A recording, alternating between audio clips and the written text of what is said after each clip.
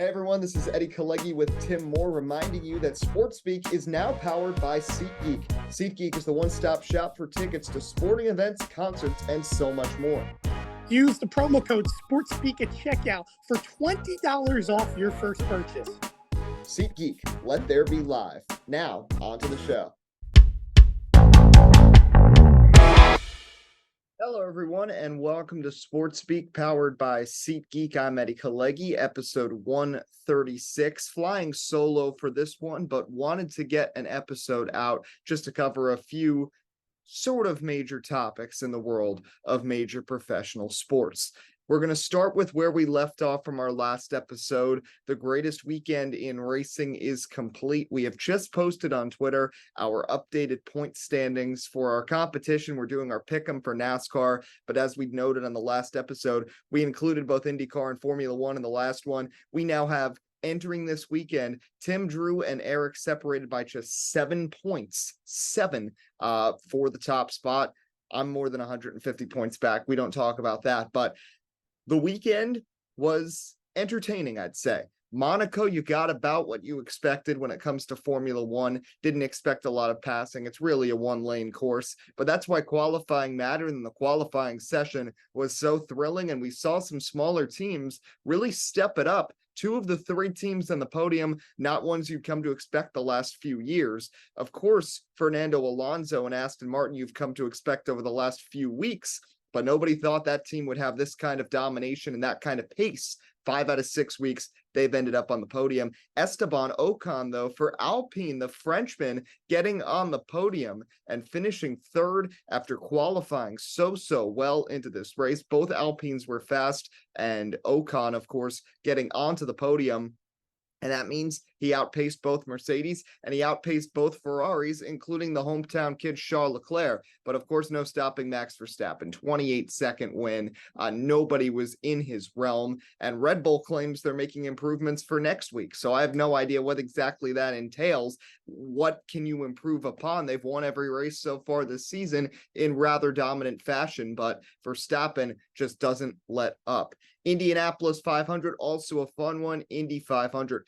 Very lucky that no spectators got injured in the scary crash where Kyle Kirkwood's tethered wheel came off on the collision with Felix Rosenqvist. The wheel sailed over the catch fencing, split between the 2 grandstands, and landed out in the parking lot. Thankfully, nobody struck by the wheel. But an exciting race nonetheless. A bit controversial, though, at the end. My thoughts are this. The Indianapolis 500, you want to give the fans the best you can get for those 500 miles, and you want to end it under green. It can be a letdown when a caution happens, a wreck, especially at the back of the field, and you decide that's the end of the race with 5 to go. You don't get to see them duke it out. But at the same time, I understand the frustration of the drivers. 3 red flags is a lot. It seemed like they were really trying to manufacture a green flag finish, and it resulted in a lot of cars getting torn up and Pato Awards Day coming to an end. If you're going to red flag it once to save some laps, that's one thing. But to keep doing it and end up with a 1-lap dash to the finish just feels very manufactured. And that's something that the Indianapolis 500 and IndyCar in general tries to stay away from. They don't want to be like NASCAR where you get overtimes and such. They want to be a little separate from that. And you didn't really get that same feeling by that decision. But Joseph Newgarden, deserving. It was really the one thing on his resume he did not have yet, a multi-time champion. And how about Team Penske finally winning the Indy 500 for the first time with Roger Penske as an owner of Indianapolis Motor Speedway in the IndyCar Series. So credit to them. Newgarden executed that final lap perfectly, as he seemed to understand what Marcus Ericsson was going to try to do after we saw what Ericsson did last year to break the draft at the end on Pato Award and win the 106th running of the event. Ericsson and Ganassi not able to go back-to-back. Penske reigned supreme, and Joseph Newgarden, no better guy to get it done. We were hoping we were going to get all 3 races in on one day. Weather did not cooperate for the Coke 600. They had to run it on Monday. Didn't matter. Another thriller, just like last year. Next-gen car, great for Charlotte, in my opinion. I'd love to see the race get a second date on the oval. If that means sacrificing the Roval for the playoffs, you already got a bunch of road courses on the schedule. I'd be fine with that. But I also feel like Charlotte is NASCAR's home base. All the teams are centered around there. with the travel time of these hauler drivers, I think everybody would be welcome to 3 weekends in Charlotte. So what about if you had the Coke 600 in May? I know the Roval is a separate construction. I wouldn't really want to go back and forth. Keep the Roval with the playoff date. Maybe have another Charlotte race in July or August, a night race, maybe a late July night race, a second one on the Oval, because the Oval to me is so great. Have a shorter race, 400 miles. You could have a lot of fun. Second straight year in a row with this package, Coke 600, absolute home run. The big drama, Chase Elliott taking out Denny Hamlin. I know Denny Hamlin's had his complaints before about things, and doesn't necessarily have the cleanest driving record either. But hey, an intentional wreck is an intentional wreck. And in the dogleg with these cars that aren't very safe, wrecking someone in the tri-oval at 180 miles an hour with a right rear impact, right head on into the wall. Hamlin's car got airborne. Really no way with the SMT data that Chase Elliott could say that wasn't intentional. Very clear that Brad Keselowski from behind did not cause it, and that neither did the damage from the initial wall hit did. So that was 100% on Chase Elliott. And kudos to NASCAR for following precedent. Bubba Wallace was the driver who did that last year to Kyle Larson, gets suspended. Chase Elliott, even though he's more respected by the NASCAR fans than Bubba Wallace, also gets the one race penalty. Cool opportunity for Corey LaJoie to fill the void in the 9 car. Obviously, not the best timing. You couldn't get Josh Berry here because the Xfinity Series is going to be over in Portland. Getting from Portland to St. Louis was going to be one whale of a commute. You were going to need a truck driver. So, hey, take an established Cup guy, give him a chance that he's never had before in such a top ride, see what he can do, and then let a truck guy go to the smaller team Inspire. That's what they do with Carson Osavar. Ironically, Carson Osavar has turned people intentionally into the outside wall, not once, but twice in the Truck Series in the past year, including once just 7 weeks ago at Martinsville. So the irony, simply uncanny here, where this is the circumstances where he gets his first career Cup Series start, but NASCAR had to do that. But besides that, the race, fantastic. Great racing from the beginning to end. William Byron's pit crew and his number 1 pit stall kept him in it for most of it, but Ryan Blaney, Ford absolutely desperately needed that win, and they get it, and Blaney really reasserts Ford as a team you have to worry about on the mile and a halfs, and Blaney gets the win. Good performance from 2311 Racing as well. Good bounce back from Kyle Busch, who spun out early in the race. And how about Zane Smith proving why he deserved that second spot at Front Row Motorsports for some of these races where they relegate Todd Gilliland. It's not for nothing. Gilliland's a talented driver, but so is Zane Smith. And the past truck champ gets his first career Cup Series top 10 in the 38 Ford. So that's the weekend in recap from racing. And again, we have our updated points from our picks from the weekend. Other big storyline is the NBA. The Heat almost choked, but they did not. They dropped 3 consecutive games after going up 3-0 on the Celtics. Derek White rallied the Boston Celtics back with that game winner in Game 6. A lot of Heat fans, there's videos online, which is so funny, of them reacting like they had just won the game. And what happens? They actually lost it, and then they had to go to a Game 7 in Boston. But again, Miami going into the TD Garden and stealing one in Boston. They've won 3 games in Massachusetts in this series. Only one of their wins came in South Beach. They had to go into a raucous environment in Boston and win it. Caleb Martin should have been the conference finals MVP. Jimmy Butler was great, but Caleb Martin did what nobody really expected. And I feel like that's what they've been awarding in the past. Andrew Wiggins, nobody thought he was going to be as good as he was in the NBA Finals, and he got MVP. Further back, Andre Iguodala didn't think he was going to be that much of a contributor in the NBA Finals. They gave him NBA Finals MVP. Jimmy Butler was really good. He wasn't great down the stretch of this series, especially in the 3 losses. Caleb Martin was consistent all 7 games. So as much as I love Jimmy Butler, and as much as I was touting him on an episode a week and a half ago, and saying that he's one of the 12 active superstars in the NBA, which I still 100% firmly believe, Caleb Martin should have won conference finals MVP. I mean, he averaged 19 points a game, and this is someone who was undrafted and was released by the Charlotte Hornets, who didn't want him anymore. And if you lose your job with the Charlotte Hornets, you're probably going to be out of the league. But he found a spot with the Heat and is now a contributor and really the number 2 in my opinion, on this team behind Jimmy Butler offensively. You can say Bam, Kyle Lowry, all that.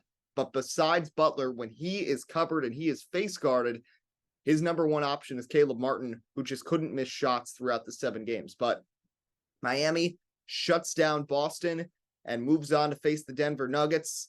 The question is, what's next for the Celtics? Well, here's the deal for Boston. Jaylen Brown played horribly throughout this series, and Game 7 was no exception. Jaylen Brown, though, everybody is going off, oh, he's got to leave. There's no reason to give him the Supermax. He's an Atlanta Hawk. Can we just calm down with the recency bias for a second? Because last year, everybody was touting Jaylen Brown and arguing that he was the Celtics' best player in the NBA Finals, even better than Jason Tatum. Yeah, he had a rocky series, but this doesn't mean that he doesn't deserve that money. He had a bad series after he had a great playoff run up to this point and a great playoff run last year. As much as people were critical of Kevin Durant last year, were they knocking him and saying he doesn't deserve the money he gets because he struggled against that same Celtics team last year for 4 games? No. So Jaylen Brown should not be getting this type of criticism. And I think the Celtics need both him and Tatum to be able to contend year in and year out in the Eastern Conference. And still, even despite this loss, Boston's made it to the conference finals. It's almost a yearly occasion with this team ever since they drafted Brown and Tatum. This team is elite. They haven't really had that much roster turnover. Much of the roster is built from within. The players they brought in from the outside have kind of conglomerated perfectly and meshed perfectly. The Derek Whites of the world, the Malcolm Brogdons, Al Horfords, they know their role, they fit in, and they make it work. So the Celtics, ever since Brad Stevens too, moving from the coaching role to a front office role to kind of make the moves off the court, it's all working out for Boston, and I would not be that hard on this team. You almost rallied from down 3-0 to have the first 3-0 comeback ever in an NBA playoff series. I wouldn't be that disappointed. You got Miami last year and made it to the NBA Finals. This time, they get revenge in 7 games. You could almost see it coming as soon as this series started. The Heat were the team that was motivated. They lost in a Game 7 last year. They thought they could have made the NBA Finals and maybe challenged Golden State. Didn't get the opportunity to do that. So they were hungry. Boston at least had been there last year. Yeah, they didn't win the championship, but they made it to the finals. So for Miami, I feel like there was a lot more motivation there, but for the Celtics to be saying that Jaylen Brown should not be back on this team is completely outrageous. He is the second most important piece on the entire roster. And right now, if you're Boston, I'm perfectly content. They've been more consistent than the Sixers. They've been more consistent than the Bucks over the last few years. Besides Miami, they've been the best team in the East for the last 4 years. And if you look back at the last 6 years, Boston is the best team in the Eastern Conference year to year based on how deep they go in the postseason. So absolutely no really hard feelings for me towards the Boston Celtics. I think they're in a fine position. Give Brown the money he deserves. Give Tatum the money he deserves. They've both earned it over these last 5 years, making this team perennial contenders.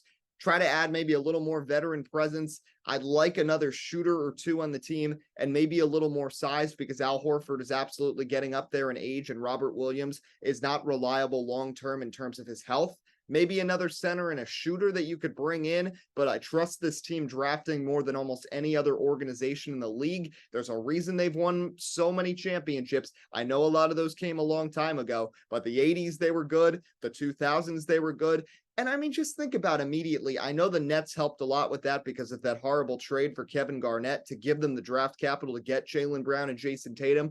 But even still, the Celtics rebuild, quote unquote, rebuild from Rondo and Allen and Garnett and Pierce to the group with Tatum and Brown was so short. They had like 2 down years. They draft Tatum, they draft Brown, and now they're back and they're going for a championship every single year. So you need both of those players to continue that run. So I'd be completely okay if I'm a Celtics fan with how this ends. It's frustrating. You couldn't come back from 3-0. You dug yourselves too big of a hole to begin with, but you beat Miami last year. Maybe these teams meet up again next year and you get a best 2 out of 3 situation and see who really reigns supreme. But for now, it's the Heat and the Nuggets. Looking at the NBA Finals, it's going to be a good series.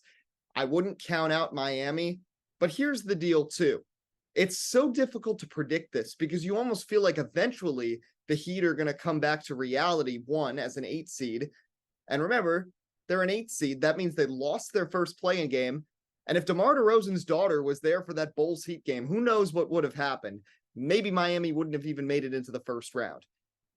You look at Denver, yeah, they've had a somewhat quote-unquote easy path, but they have cruised. And they have proven why they were the number 1 team in the Western Conference and pretty much from beginning to end led the conference for the entire year. My feeling is this. I would not be surprised if Denver cruised past Miami based on what we've seen.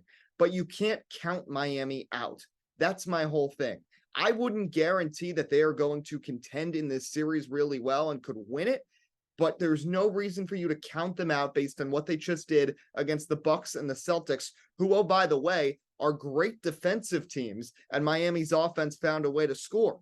On the other hand, Denver is not a great defensive team, so the Heat should be able to feast on that side of the ball. The real question is what Jokic is going to be able to do, and I think it's going to fall on Jamal Murray because you know what you're getting from Jokic. Bam Adebayo is a great center, a former All-Star. He's an All-Star caliber player. He is not holding back Nikola Jokic in any way, shape, or form. Jokic is going to feast, but it's about what can the other supporting cast around Jokic do, and that's where the pressure goes down on Jamal Murray. As the number 2, how can he contribute in the NBA Finals? And what about an unsung hero? It seems like every year somebody has to step up that you wouldn't expect. For the Raptors, it was Fred VanVleet. We just mentioned a few minutes ago the Warriors with Wiggins and earlier Iguodala.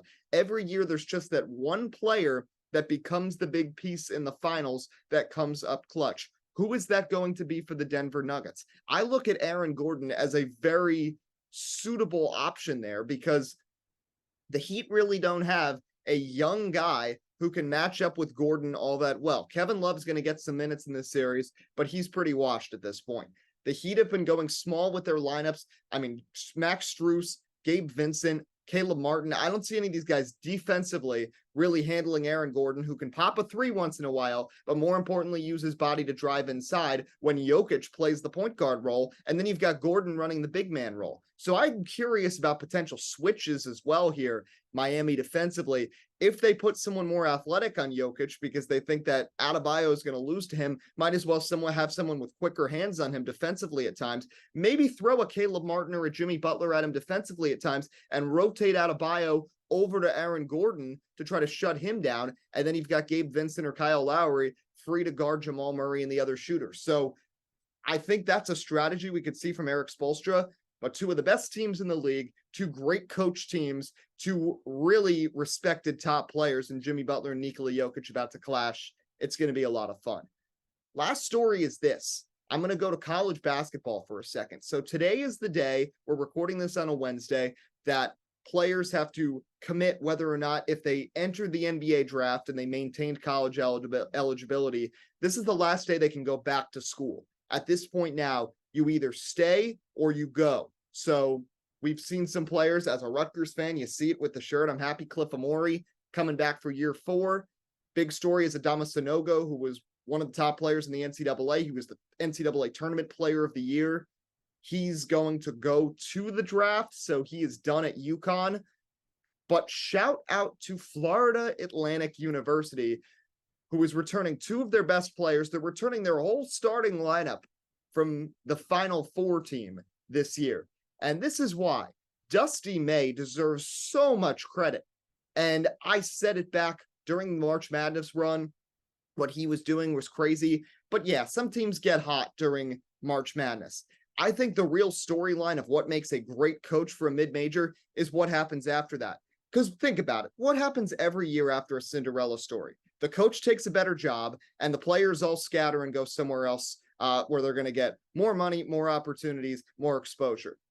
Think about St. Peter's a year ago. Now, they're a smaller school than Florida Atlantic, but they go on their crazy run. They win 3 games, make the Elite 8, almost the Final Four. What happens? Shaheen Holloway scoots down to Seton Hall. Doug Edert leaves for Bryant. Casey Ndefo goes with Holloway down to Seton Hall. And suddenly your team is really a fraction of what you had last year. And this is a trend. We saw this with Florida Gulf Coast when they had their run back in 2013. Mid-major teams usually can't sustain. And I'm not saying FAU is that level because they certainly aren't. They're in Conference USA this past year. They're moving up to the AAC, which is the conference where Houston was. Now they go to the Big 12, but Houston was one of the best teams in the NCAA over the past couple of years out of that AAC. For a couple of years, UConn was in that conference as well. So that is not a bad conference by any standards, but this is still not an elite team. FAU is not the same budget as other teams in their state like Florida, Miami, and FSU. So the fact that Dusty May in this NIL era, can't forget that either, when that's a factor, and you've got these players who made big names and made big buckets, including at Madison Square Garden for 2 games, and you don't lose them to other schools. They opt to stay. And then the ones now with all this hype surrounding them that try to go into the NBA draft, that they decide to come back as well. And you can essentially run it back with a mid-major team.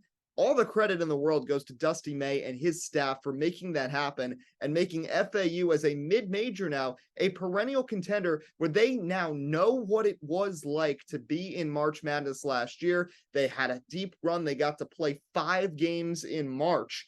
And now they'll have that knowledge really at their disposal, where if they can make a big run this year, you have all those key pieces who have done it and been there before. And Florida Atlantic University is now the Owls, one of the favorites going into the 2023-24 NCAA men's basketball season. So all the credit in the world, to me, goes to Dusty May for making that happen and essentially putting a program that plays in a 3,000-seat arena on the map. That'll do it for Sports Speak here. Just wanted to get this quick episode out. We'll have Tim Moore back on next week. Probably going to talk some baseball. NBA Finals will be getting started. Stanley Cup Finals as well. Florida Panthers against the Vegas Golden Knights. How crazy is that? 2 Southern teams about to duel for the Stanley Cup on the ice. But until next time, I'm Eddie Kalegi. Reminder, SeatGeek, our sponsor, use the promo code SportsSpeak, 20% off your first purchase at checkout. Tickets to concerts, sporting events, and so much more. SeatGeek, let there be live. I'm Eddie Kalegi. Enjoy the rest of your week here on SportsSpeak.